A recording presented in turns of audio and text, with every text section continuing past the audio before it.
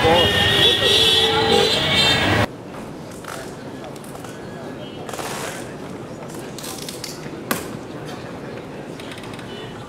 এই আয়োজনে প্রধান অতিথি হিসেবে ব্যাপক অংশগ্রহণ ও প্রত্যাশায় কমিশনকে গবেষণার পরিচালনায়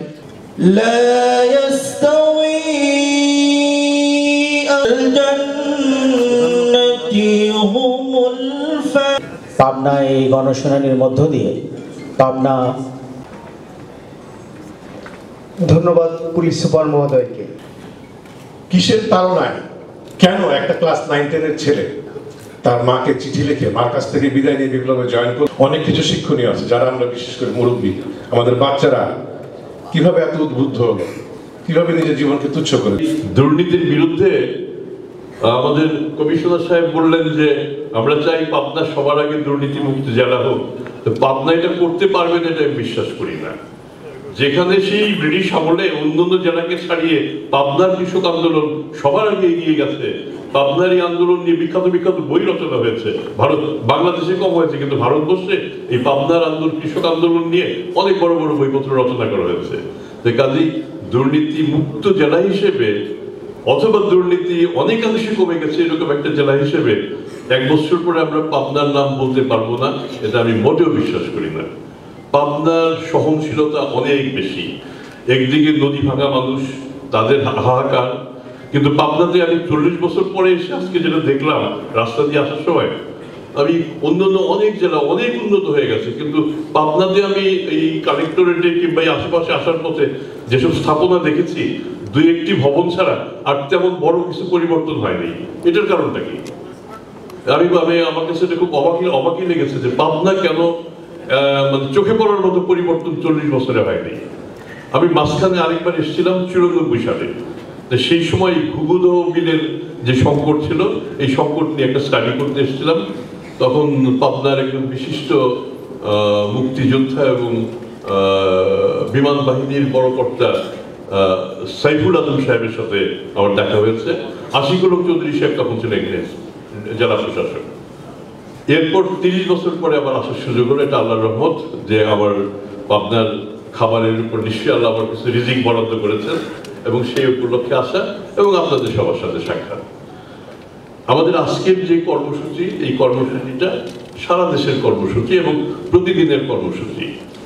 আমরা দেখব যেসব অভিযোগ আসবে, এইসব অভিযোগগুলি সমাধানের জন্য আমাদের এখান পর্যন্ত না আসলেই হতো। যারা সেবাদাতা তারা যদি একটু মানবিক হতেন, একটু সহনশীল হতেন, তাহলে হয়তো অনেক সমস্যা এই পর্যন্ত আসারই দরকার ছিল না। মাঝপথেই হয়তো আমরা জেলা প্রশাসক কিংবা আমাদের সজেকা প্রধানের ফোন পেতাম, স্যার এখানে আর কোনো সমস্যা নাই, আপনারা ফিরে যান। তো আমরা যেহেতু হয়নি, তাহলে মনে হচ্ছে আমাদের কিছু কিছু কাজ এখনো করার বাকি আছে। আমাদের মধ্যে আমরা যেসব দুর্নীতি করি, টাকার অঙ্কে কতগুলি আছে খুব ছোট মাপের দুর্নীতি, কতগুলি মেঝো মাপের, কতগুলি বড় মাপের। দুর্ভাগ্যবশত বড় মাপের যে দুর্নীতি, সেই দুর্নীতিগুলি কিন্তু অনেক ক্ষেত্রে ঢাকা পড়ে যায়, কারণ এক ধরনের সমঝোতা হয়ে যায়। দুর্নীতিগ্রস্ত যিনি, তাদের সাথে যারা স্টেক হোল্ডার, তারা একসাথে একটা সমঝোতা করে ফেলে, যে জন্য অভিযোগটা আসে না। এই যে আমাদের কর্পোরাল সাহেব মাঝখানে তার একটা অভিযোগ পেশ করলেন, এরকম এই অভিযোগগুলি কিন্তু খুব বড় অভিযোগ না, ছোট ছোট যে অভিযোগ। তা আমরা ছোটগুলি যেমন মেটাবো, আমরা একটু খেয়াল রাখবো বড় অভিযোগগুলিও যেন উত্থাপিত না হয়, কিংবা আমরা যদি সেই অভিযোগগুলিকে ধামাচাপা না দিই। আমরা যখন এই কমিশন কাজ শুরু করে, তখন আমাদের মাননীয় প্রধান উপদেষ্টা জিজ্ঞেস করেছিলেন যে তোমরা আসার পরে দুর্নীতি বাড়বে না কমবে। তো তাৎক্ষণিকভাবে তো উত্তর দেওয়া একটু ডিফিকাল্ট, কিভাবে জোর দিয়ে বলি যে দুর্নীতি কমবে। তো আমরা তখন এইটুকু বললাম যে দুর্নীতি হয়তো বাড়তেও পারে, কারণ যেসব দুর্নীতি প্রকাশিত হয় না, ধামাচাপা করে থাকে, আমরা এই ধামাচাপা দুর্নীতিটাকে মুক্ত করব, তাহলে সেক্ষেত্রে দুর্নীতির সংখ্যা বেড়ে যেতে পারে। তো আমি বিশ্বাস করি আমরা যাই বলি না কেন, শেষ পর্যন্ত দুর্নীতি আমাদের কমবে। আমাদের কমিশনার মহোদয় বললেন আমাদের যে করাপশন পারসেপশন ইন্ডেক্স, সেই ইন্ডেক্সে আমাদের অবস্থান প্রায় তলানিতে। তো এই তলানিতে আমাদের থাকা উচিত, আমাদের তো আস্তে আস্তে উপরের দিকে উঠতে হবে। আমাদের পরে স্বাধীন হয়েছে এমন অনেক দেশ, আমাদের স্বাধীনতার বয়স কম তো হয়নি। অর্ধশতক পার হয়ে গেছে। পরে যারা স্বাধীন হয়েছে, আমাদের যে গরিব দেশ, তারা কিন্তু এই দুর্নীতির সূচকে আমাদের চেয়ে ভালো অবস্থানে আছে। আমরা এই জায়গা থেকে সরে আসতে চাই এবং এই সাহায্য করবেন আপনারাই, যারা দাতা, যারা সেবক, দুই পক্ষই, এক পক্ষে কাজ হবে না। দুর্নীতির ঘুষ গ্রহণের দুইটা দিক, একটা হচ্ছে সাপ্লাই সাইড, একটা হচ্ছে ডিমান্ড সাইড। ডিমান্ড সাইডে টাকা দেন, টাকা না দিলে কাজ করবো না। এখন যদি ডিমান্ড সাইড যদি বলেন না টাকা নাই, টাকা দেবো না, তখন কি হবে? তাহলে ঠিক আছে, কাজ জমে থাকবে। কমিশনার সাহেব কি বললেন? বললেন যে ঠিক আছে, কাজ না হয় 2 দিন দেরি হবে, 2 দিন, 4 দিন, 6 দিন দেরি হবে, কিন্তু যিনি কাজটা আটকে রাখলেন তারও তো ঊর্ধ্বতন কর্মকর্তা বৃন্দ আছেন। তারা যখন দেখবেন কাজ জমে থাকলো কি জন্য, কেন কাজ জমে থাকলো, এই যদি সুপারভিশনটা থাকে, তাহলে একটা পর্যায়ে ওই কাজগুলি ছেড়িয়ে দেবে। আপনি 2 দিন 10 দিন দেরি করলে কি হবে? পরে ঘুষ ছাড়াই হয়তো কাজটা পেয়ে যাবেন। কাজে আমি বরং ডিমান্ড সাইডের চেয়ে সাপ্লাই সাইডের দিকে বেশি জোর দিই। আপনারা সরবরাহ করবেন না, সরবরাহ না করলে একটা পর্যায়ে পেতে শুরু করবেন।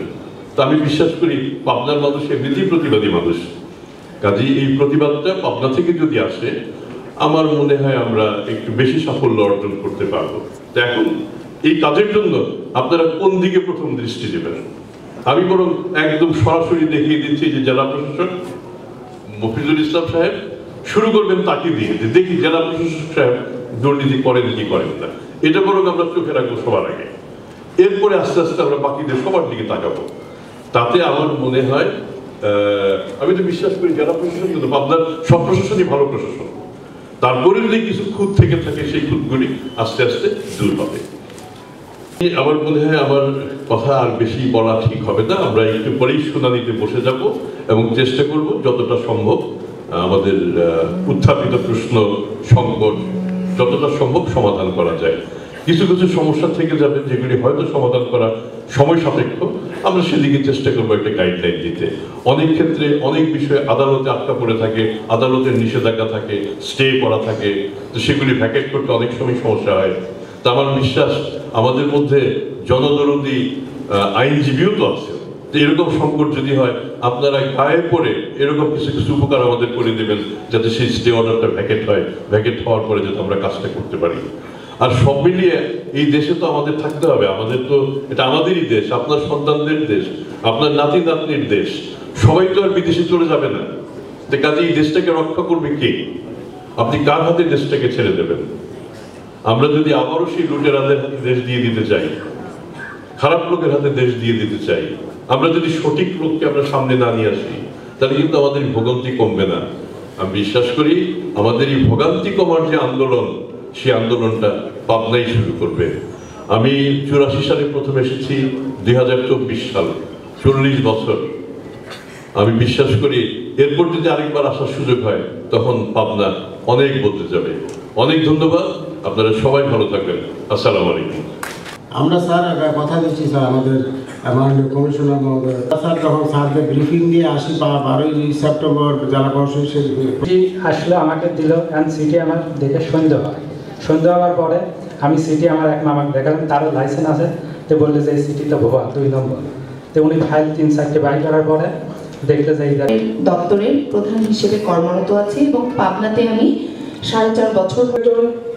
14,430 টাকার উপরে পেনশন নির্ধারণের জন্য আর এই বেতনের অফিস বলতেছে ভাড়া স্যার আমার থেকে আর ভিতরে 2-1 টাকা আছে স্যার, কিন্তু আমাকে কেন 2 নম্বর কথা হচ্ছে স্যার।